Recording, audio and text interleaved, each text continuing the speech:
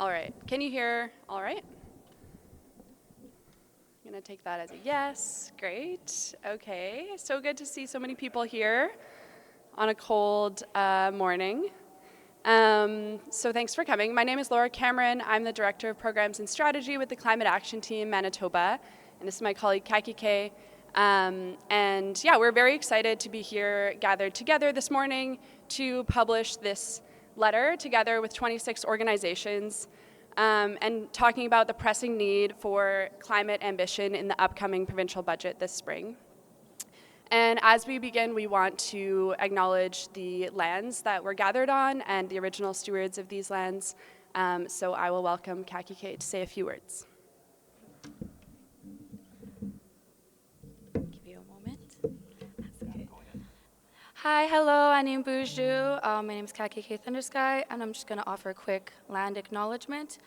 We are gathered here today in Winnipeg, a city that got its name from a Cree word, Winnipi, meaning muddy water, on Treaty 1 territory, the ancestral homelands of the Anishinaabeg, Innuak, Nithayawak, Anishinawak, and the Kotoyate nations, as well as the homeland of the Red River Métis. These lands have been an important gathering place for diverse Indigenous people since time immemorial. The drinking water that sustains us in Winnipeg comes from the territory of Shoal Lake 40 First Nation, a community that was subject to a boil water advisory for a quarter century after aqueduct-related construction displaced and isolated the reserve, as well as the lands of Ishka Te Wizaginan, 39 Independent First Nation. The electricity that enables our work comes from the generating stations in the treaties of Territories 1, 3, and 5, with many Indigenous communities facing historic and ongoing displacement and devastation from hydroelectric activities. Additional electricity from thermal and wind generations come from Treaty 1 territories. We acknowledge that these lands were not ceded through treaties, but rather come with responsibilities and reciprocal relationships to uphold. We commit to learning and unlearning the harms that settler institutions and environmental organizations in particular have caused the Indigenous communities in Manitoba. We are here today because we recognize that as occupants of stolen land, we reap these benefits. We are here because as occupants of stolen land, we have a responsibility to the land, the water, the sky, and the people for future generations. We must do more than recognize and acknowledge these responsibilities, but hold ourselves accountable to them each and every single day.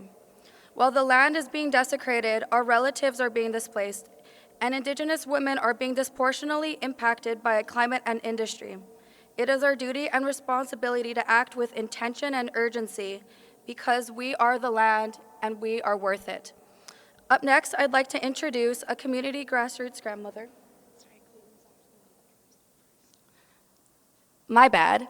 Up next, I would actually like to introduce a community member here, an activist and a warrior, Clayton Thomas Mueller, who will be opening our space today with a drum song.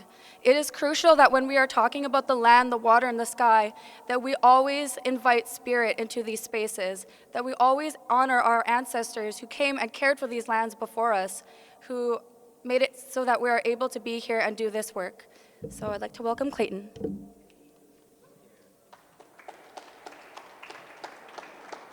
Bonjour, so good morning, everybody. Really pleased to be here today to come and share a song in a good way. Acknowledge our elder, Grandma Shingoose, is going to say our invocation in a bit here. And of course, I acknowledge these beautiful sacred lands of which our great city of Winnipeg has been built from in a good way. And this tobacco, I was offered to sing a song this morning, so I want to honor that tobacco in a good way. And because we're talking about truth today, I want to sing the Turtle song, because the Turtle clan represents, they're philosophers, and they represent the teaching of truth. And the truth of the matter is that we don't need to be giving corporate welfare to companies that are making record-breaking profits at this time. And that's what this gas holiday, that's what this, gas burner, this $3 billion coal or gas-fired power plant they want to build, these AI data centers, all of this stuff is just like subsidy to rich-ass people who don't need it. And it's limiting the choices that communities like my nation, Pugatawagan, have in terms of future economic endeavors and economic self-determination. We don't want to get in the oil export business.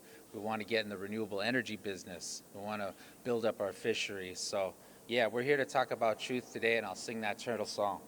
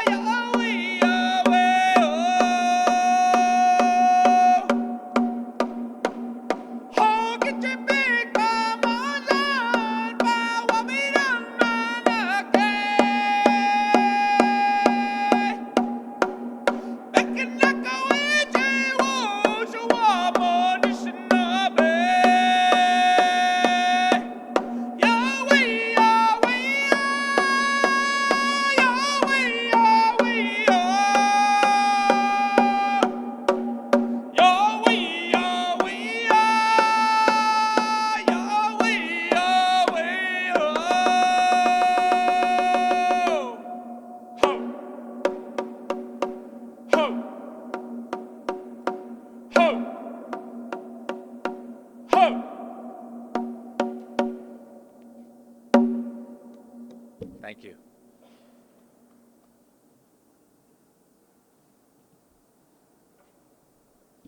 Thanks so much, Clayton. Now we will welcome Grandma Shingoose to say an opening prayer.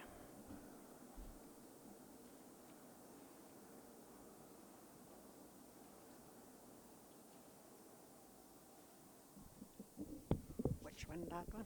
Okay. Good morning, can you hear me?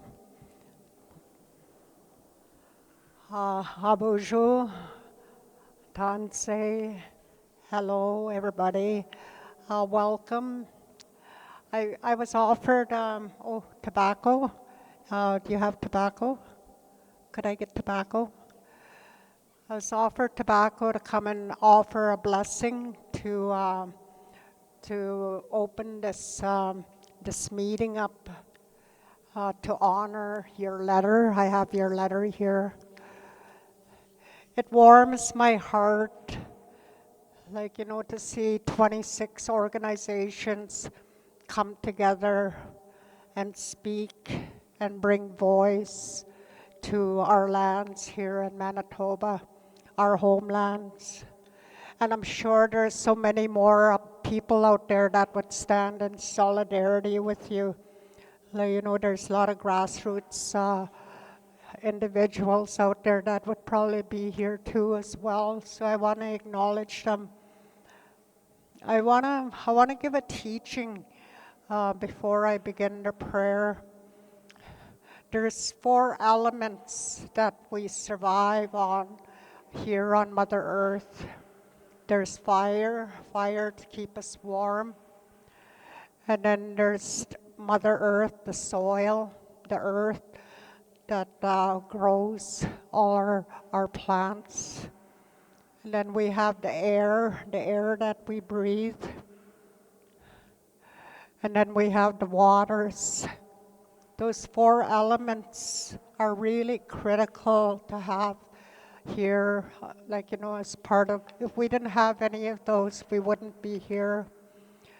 But within those 4 elements, there's our relatives that they were given that responsibility to take care of those elements. So with with the fire, the buffalo is the one that takes on that responsibility to take care of that fire. The soil, Mother Earth, the bear is the one that takes that responsibility. And they've always taken care of the land. And the air, we have our mountain goats. They're the ones that take care. You see them up there. They take care of that air. And then we have the waters. And that picture behind me is the moose. You see it? The moose is the one that takes care of the waters. And those are the teachings that were passed down to me as a child and as a youth and adult, and I pass it down to my children. We always got to acknowledge those relatives, and the buffalo, and the bear, and the mountain goat, and the moose. So we got to protect them too. We got to take care of them. And by you writing this letter, you're taking care of those elements. Hey? You're taking care of our relatives that are out there, because they're doing their responsibility, and you're doing your responsibility by writing this letter and bringing that voice. So I say chimigwech to each one of you. So I want to say a prayer and offer blessings to Creator, grandfathers and grandmothers, and to this document that I'm holding. I pray that, it's a sacred document that's going to be presented to the province. And I'm hoping that the province hears your voice. I ask Creator and ancestors to open those doorways of understanding and protecting the land and the waters here in Manitoba. They need to invest. As Indigenous people, we've always invested in taking care and protecting the lands and the waters. It's our sovereign responsibility. We've always did that, our ancestors. So I want to thank our ancestors for always taking care of the lands and the waters, because we always follow that guidance of our grandfathers and our grandmothers that are out there, our relatives. We follow them. Like right now, Nukumas, she's resting. So I pray for her. I ask that she rests, because she's got lots to do in the spring. She's going to bring so much life and energy to us when she wakes up. I want to offer prayers to our future generations. This letter you're writing is for future generations, our grandchildren, our great-grandchildren. So I say chimigwech to that. And I ask that they take care of those little ones. I say chimigwech to the medicines that are here and to the song that was sung this morning. We could do, just hear and those ancestors come in. When we sing, before anything opens, we're opening that doorway to welcome the ancestors in. And they came in, and they're going to hear you today. So as we wish and pray and hope that the province hears your voices. So ego say and chimigwech for inviting Grandma today. Thank you. Ooh, my key. It fell. Thank you.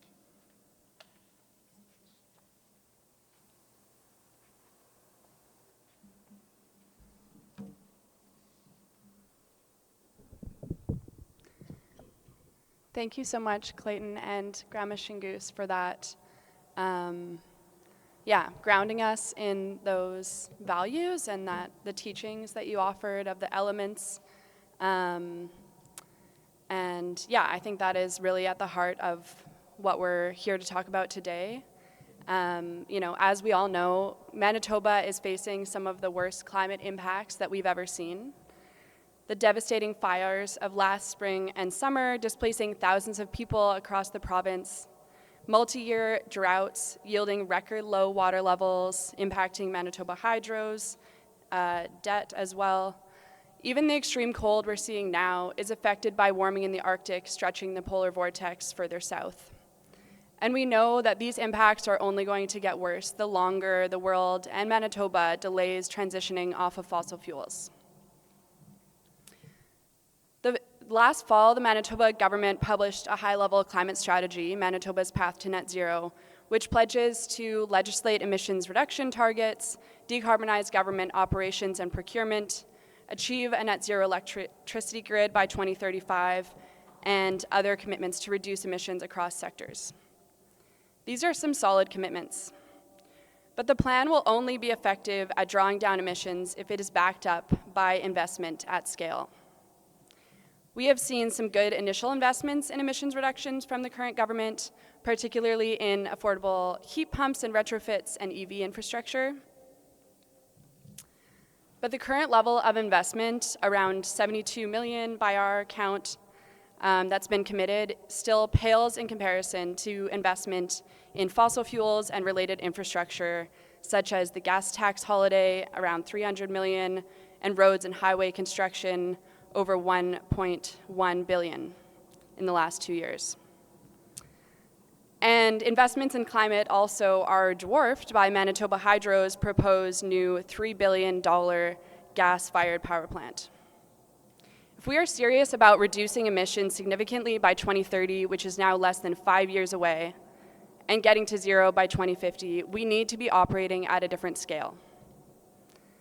It will take time, yes, for low-carbon industries and workforces to grow their capacity, but that's why we need to start scaling up now, making long-term commitments and offering detailed roadmaps for years to come so that companies and workers can commit to the energy transition.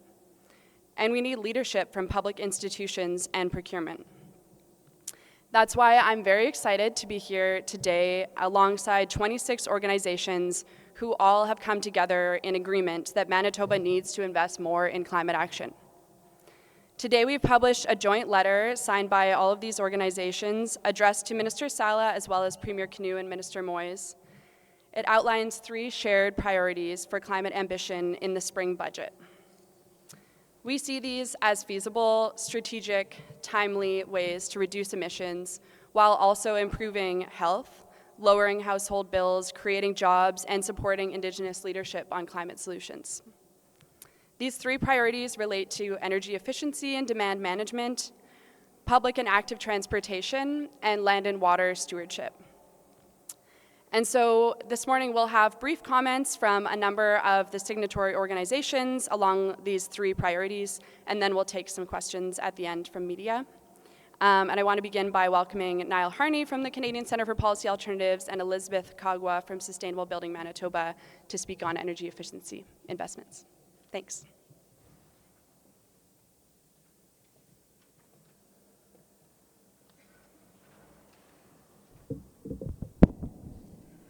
I'm just going to take this out. Thanks so much to Grandma Shingoose and Clayton for welcoming us here this morning, and thanks so much to Laura and the Climate Action team for all of your work convening us this morning. You know, it really is an impressive feat of organizing to convene and align 26 different organizations around a shared vision for climate action. So I just want to say congratulations for all of your work on this over the last few months. I know it's been a lot of effort. As a signatory to this open letter, we at the CCPA are proud to stand alongside these 26 organizations here for calling for greater investments in climate action. Although the CCPA has published research on all 3 of the pillars in this open letter, I wanted to highlight a few of the underappreciated benefits of investments in energy efficiency and building upgrades. You know, a few years ago, I worked on a research project with colleagues from the International Institute for Sustainable Development and the University of Manitoba, investigating the home retrofit industry as a potential space for emissions reduction and job creation in the province. And what we found through that research was huge potential benefits from robust public investment in the building retrofit sector. First of all, building retrofit investments create more local jobs, dollar for dollar, than almost any other investment in the energy system. When complemented with training programs and workforce development, these can address inequalities in our province, in our workforce, and create new career supporting opportunities. Second of all, these investments are uniquely placed to incubate local industries in the green economy. There's a ton of work to be done in retrofitting all of our buildings across the province to meet climate goals. And this can be done by local industries and local companies, keeping dollars here in the province. Building upgrades also improve people's health by improving the quality of warming, of cooling, of air quality. These improve people's well-being and create health in our communities. And finally, these play a huge role in reducing greenhouse gas emissions. Natural gas heating makes up 17% of emissions across the province and 44% here in Winnipeg. So it's essential that we invest in reducing those emissions. As we race towards the end of this decade, now is the time to ramp up investments in our future energy system. Investments in efficient buildings complement those in the energy system through electricity generation, while creating local jobs, supporting local industries, and improving our health. So thanks again, and I'm going to ask Elizabeth to take on the mic.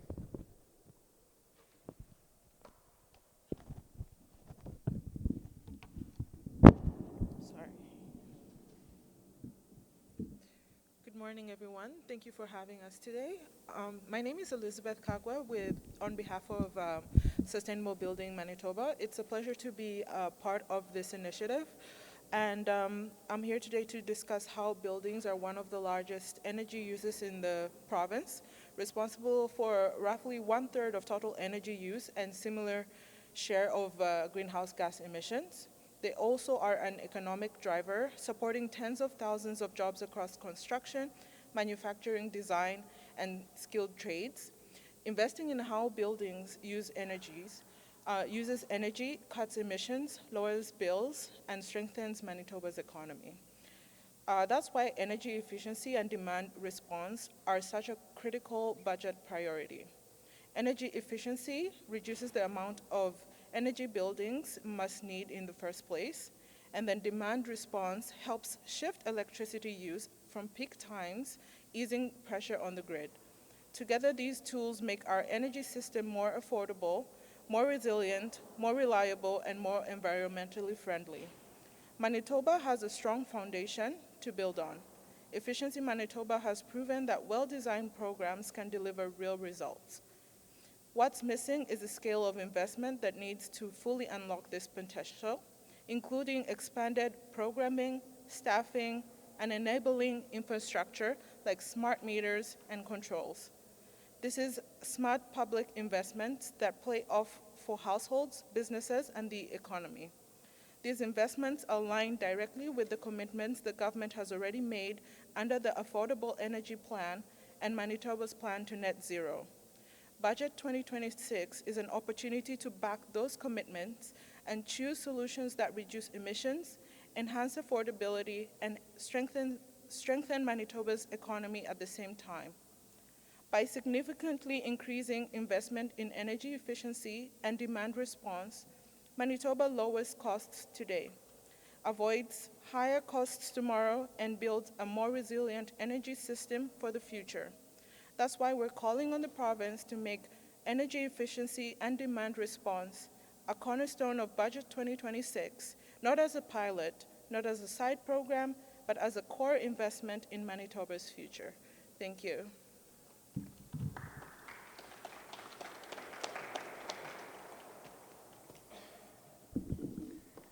Great, thank you, Elizabeth and Niall. I'd now like to welcome James Van Gerwen from the Amalgamated Transit Union, Local 1505, who will speak to our second recommendation around investment in public transit and low-carbon transportation.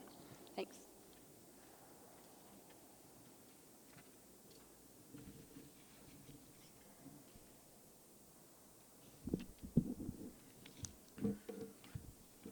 thank you for the opportunity to speak today. It is encouraging to see so many organizations committing their time and energy to making climate action and public transportation a priority. This kind of collaboration it matters. I would also like to thank Laura Cameron from the Climate Action Team Manitoba and the CCPA for organizing this event and bringing us together for this important conversation. I'm James Van Gerwen. I'm the president of the Amalgamated Transit Union, Local 1505, representing the frontline workers who keep our communities connected every single day. We see firsthand how public transportation is not just a service, it's a lifeline.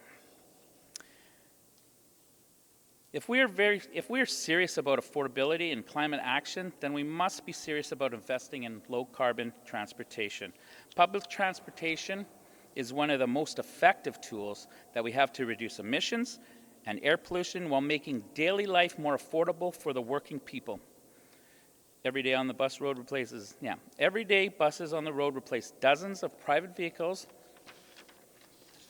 which mean fewer emissions, cleaner air, and less congestion. It also means people can get to work, school, medical appointments, and community services without being forced to own or maintain their own car. But transit systems cannot deliver these benefits on short-term or unstable funding. What is needed to increase permanent funding and long-term operating funding. Restoring the 50-50 funding partnership between the City of Winnipeg and the Province of Manitoba, or committing to a stable and meaningful source of operation funding is essential for the future of public transportation in this city. Transit systems cannot run on capital dollars alone. They need reliable operating funding to maintain the service levels, expand routes, improve frequency, and ensure affordability for riders. Without predictable funding support, Winnipeg is forced to choose between service cuts, fare increases, or deferring important improvements, all of which hurts the working families.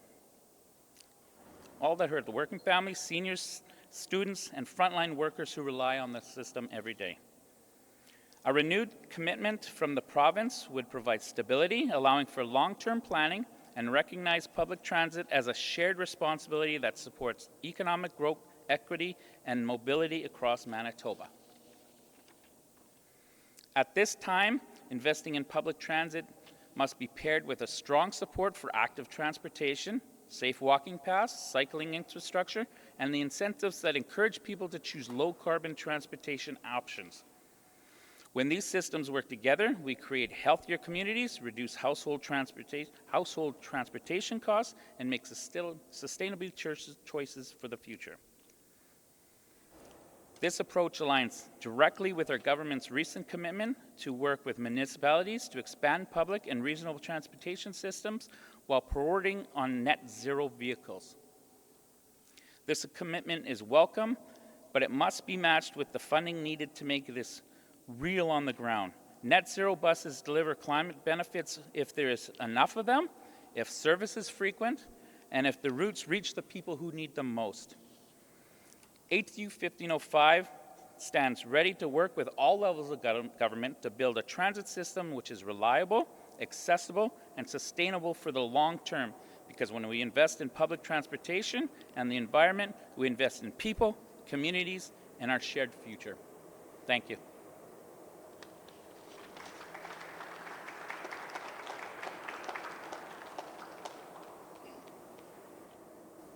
Awesome, thanks, James. I think there's at least 4 Jameses here, maybe more.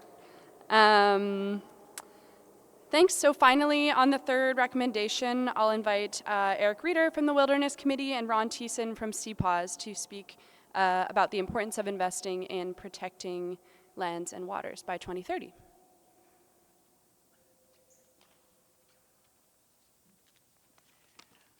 Good morning, and thank you, Grandma Shingoose, for starting us off in a good way today, as well as Kakake. Thank you very much for that. I'm Ron Thiessen with the CPAWS Manitoba chapter. Manitoba is blessed with one of the finest backyards in the world, and we are blessed with many natural spaces that suck carbon out of the air and give us oxygen in return. What a great deal for us. And we need to ensure we protect enough of these spaces in order that they can provide for our health and our well-being. The choices made in Budget 2026 will determine how much of these areas that we save for generations to come. Our forests, our wetlands, our grasslands, our rivers and lakes are central to who we are as Manitobans. Yet when it comes to protecting nature, Manitoba is at a crossroads. The provincial government has commendably committed to protecting 30% of Manitoba by 2030. The upcoming budget could determine whether this commitment becomes a lasting legacy or an unfilled commitment. Some notable progress has been made, with Manitoba helping to advance the Seal River watershed as a protected area, as well as advancing work on establishing a national marine conservation area in western Hudson Bay. Protecting 30% of Manitoba reflects global urgency and local responsibility. And it matters not only for wildlife and for ecosystems, but for the people, communities, and long-term resilience of our planet and our province. Protecting nature is not a luxury.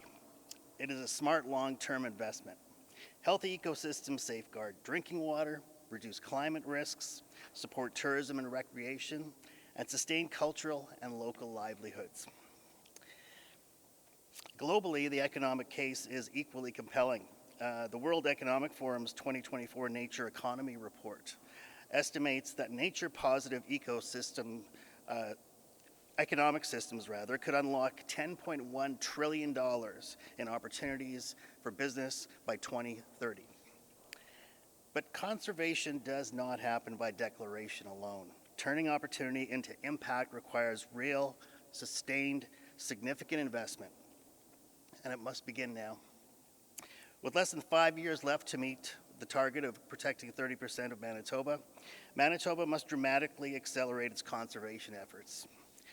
Establishing protected areas take time, often requiring years of knowledge gathering, community engagement, partnership building, public consultation before legislation is even drafted. Without immediate investment in 2026, Manitoba risks falling irreversibly behind its own goal. The scale of the challenge is clear. Achieving 30% will require a historical level of conservation investment, well beyond what any provincial government has ever put in a provincial budget before. The 2024 and 2025 provincial budgets did not provide the resources required, and chronic underinvestment has left Manitoba's capacity to develop partnerships, plan, and designate protected areas. Very importantly, Budget 2026 needs to invest in Indigenous leadership, which is central to successful conservation. Indigenous nations must have the resources to lead and fully participate in protected area planning and implementation. Supporting Indigenous-led conservation is not only a matter of reconciliation, but it consistently delivers stronger environmental outcomes. As part and parcel with this, we are calling on the province to launch a new fund to support Indigenous leadership in conservation. This will be necessary to achieve 30 by 30 and address the current imbalance in conservation funding from the province, which remains largely focused on municipal Manitoba. A significant investment by Manitoba could also leverage federal contributions and attract the philanthropic and conservation finance community to chip in and do their part as well. So I'll close off by saying that a budget that invests in nature is a budget that invests in Manitobans. With decisive action in 2026, Manitoba can turn its 30 by 30 commitment into a lasting legacy, protecting the lands and waters that define this province while strengthening communities and building a resilient future. The window is narrowing, but the opportunity does remain. So let's keep our backyard beautiful. Thank you. I think I'm going to try and project here so that the media microphones pick this up. First off, thank you to Clayton and Grandma Shingus and Kaki K for bringing us in a good way. I want to say thank you to the media, who in today's work situation probably have as hard a job as we do trying to run environmental charities. So thank you for showing up for us. I'd also like to point out that CAT bringing all these groups together, 26 people signed on to this letter to talk about climate action. This started on the side of our desks in 2017, and it's really obvious that the need for CAT and this voice in this space is here and that people support it. So the climate action team in Manitoba is something that I think we should all be grateful is working. Caribou don't make money, fresh water doesn't turn a profit, and clean air doesn't pay taxes. This is the basis of what we're looking at when we discuss budgeting. In looking after nature, we're not playing with a spreadsheet in an attempt to balance it. The whole of society is being supported by nature, and nature must be financed in budgets. The job of every elected official in the foreseeable future is to ensure we have a livable planet. Those are real jobs, some of the most important things that every elected official will talk about. There's no place for premiers in different provinces to be holding up selfish industry arguments for ignoring environmental laws so that they can claim short-term economic plans or build personal political power. We can tinker with the human economy, but we have to fight like hell to save our planetary livelihood. And that's what budgeting in this day and age requires. I'm just going to read out a couple of direct quotes from leading voices around the world. This is from an upcoming report that I'm working on. It indicates why we must be acting in Budget 2026 in Manitoba.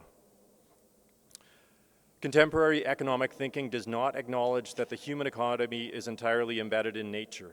This is from the Economic Factors Underlying Biodiversity Loss from Princeton and Cambridge in 2023.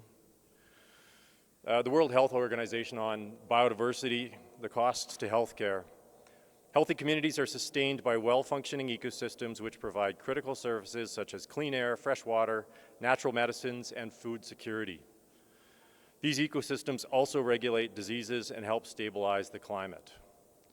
The WHO is recognizing the needs. We know what healthcare costs us in Manitoba. And finally, from the big economic players, the World Economic Forum's Global Risks Report in 2025 and also in 2026 recognize that nature loss and climate change are part of the top 4 global risks over the next 10 years. These are the biggest things that we have to work with. These are the biggest things that we have to fight. The economic costs of unsustainable practices in food, land, and ocean use are now estimated at US $12 trillion, exceeding their contribution to the global GDP. And then one final quote. Given the rapidly depleting carbon budgets and eroding fiscal capacity, the next few budgets will be critical to countries' efforts to achieve a sustainability. Does anybody know who said that one? That's our shiny new Prime Minister in 2022 in his book Visions, Values. And if anybody's looked at Budget 2025 from the federal government, we see that he's not following through with his comments from 2022. The things that our elected officials tell us while they're getting elected, while they're running for their position in power, have to be seen in Budget 2026.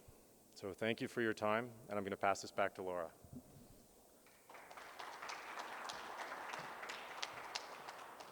Thanks, Eric. Okay, so now we're going to take some questions. If everyone who spoke and would be comfortable answering questions from the media or audience would come up to the front, that would maybe make it easier, as well as any representatives from organizations who are here who would like to answer questions. I also want to acknowledge Minister Moyes. Thank you very much for joining us. And there might be, I don't know if I'm missing anyone else. While they're doing that, I do want to just list very quickly all the signatories to this letter, since not everyone was available to make it this morning. So the organizations include the Climate Action Team Manitoba, Amalgamated Transit Union Local 1505, the Manitoba Public Health Association, Manitoba Eco-Network, Sustainable Brandon, CPAWS, Manitoba, the CCPA, Clayton Thomas Mueller, the Climate Reality Project Canada, the Prairie Climate Centre, Fireweed Food Co-op, Seniors for Climate Manitoba, Good Nature Veterinary Outreach, Contemplative Manitoba, Canadian Association for Physicians of the Environment Manitoba chapter, the Green Economy Canada, Bike Winnipeg, Save Our Seine, MEJC, the Green Action Centre, Trees Please Winnipeg Coalition, Climate Change Connection, Biz for Climate, Wilderness Committee Manitoba, Sustainable Building Manitoba, and the Manitoba Council for International Cooperation. Wonderful. Okay, so are there any questions for any of our speakers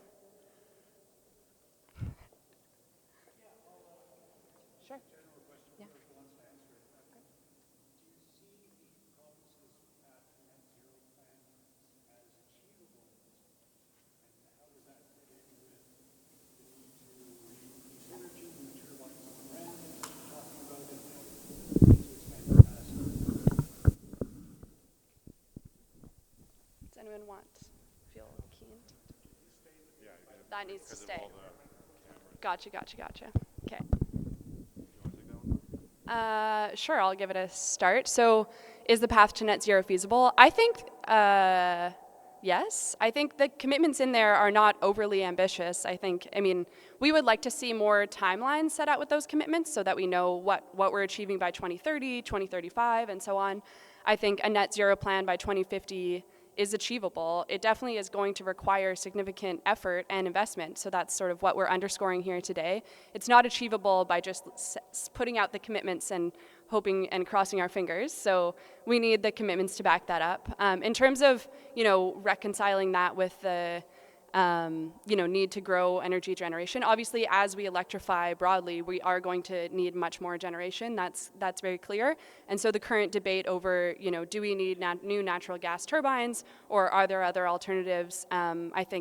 I don't know if we have one unified position on that. From the climate action team's perspective, we have been advocating for a mixture of renewable energy, including wind, combined with energy storage, so grid scale batteries, scaling those up, which can be done in a very few years, and seeing where that gets us, combined with Manitoba's hydro system, which already has a lot of storage capacity built into it, and that we should be investing in all of these other alternatives, combined with demand side management, so bringing down our energy use before we look at investing in any new fossil fuel infrastructure.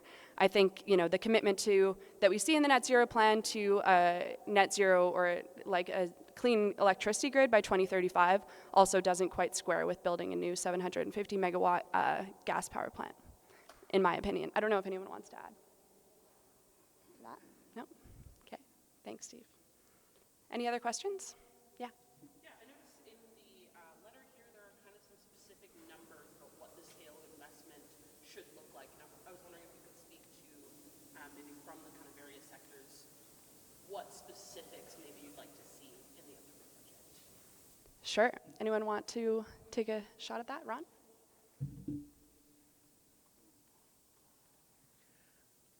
Thanks for your question. In terms of protecting nature and 30% of Manitoba by 2030, what we need to see is a significant capacity increase at the province with the provincial government to ensure that they have the staff and the operational funding and the relevant branches to ensure that they have the means to do the planning and the outreach and the consultations that are required. A very important piece as well is to ensure that Indigenous nations that are currently working on protected area initiatives, Indigenous protected area or conserved area initiatives, have the resources to complete their initiatives and to secure areas for all of us as Manitobans, for our health and our well-being. So that's why we're calling on the province to work with the federal government and with others to launch a fund to ensure that Indigenous nations have the resources that they need to move forward. Thank you. Just want to add one fact that there was a reporter who dug deeply into changes in conservation department into the 2023 election to give us a figure that we know that there was a 70% cut to employees in the conservation department. So when we talk about moving forward on protected areas, the 30 by 30, the global goals of protecting 30% of our province, we need to see a phenomenal increase in employees on the ground in the Protected Areas Initiative and working and ensuring that there's funding in First Nations so that they can work forward from the bad place that we were left after 7 years of the previous government.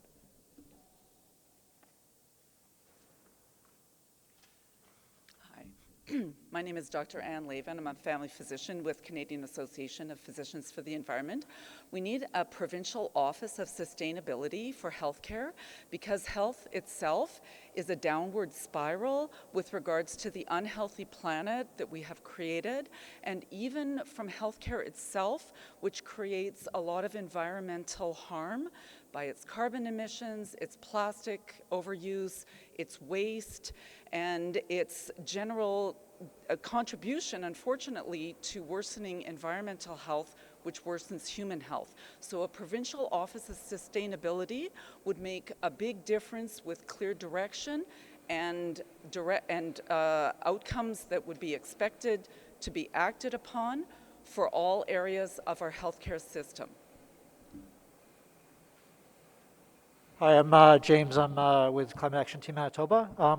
So regarding the transit funding, we echo ATU 1505's call for the restoration of 50-50 funding between the municipalities and the province. So this existed until 2017 when the previous government ended and froze it, and so we're calling for that to be restored as a means to cost share between the province and municipalities and increase transit operations over time. Regarding the efficiency piece, at CAT we are calling for essentially a doubling of Efficiency Manitoba's budget to increase in-house capacity for actually rolling out heat pumps and building retrofits and so on.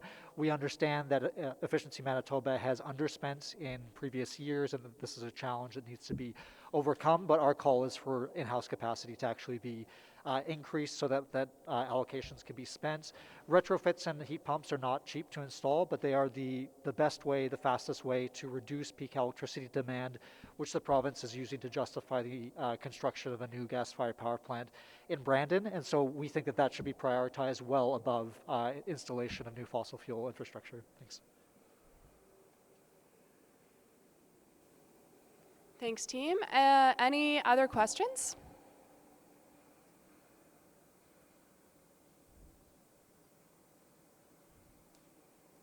No? We have time for maybe one more if there's anything pressing. Otherwise, we can wrap up. All right. Okay. Well, thank you all so much for coming. I think just in closing, I want to underscore that, as we're seeing in Manitoba, climate impacts are growing year by year, even faster than expected, and it's clear that we cannot afford more delay. We cannot afford to balance today's budget by offloading more costs and irreversible losses onto the next generation. And so now is the time for bold and ambitious investment, starting in Budget 2026, and we will be very excited to and await what we might see in the upcoming spring budget, and we'll continue advocating in this direction. So thank you all very much for coming. If I can ask, after we wrap up here, for any representatives from the signatory organizations to come to the front for a group photo. Thank you.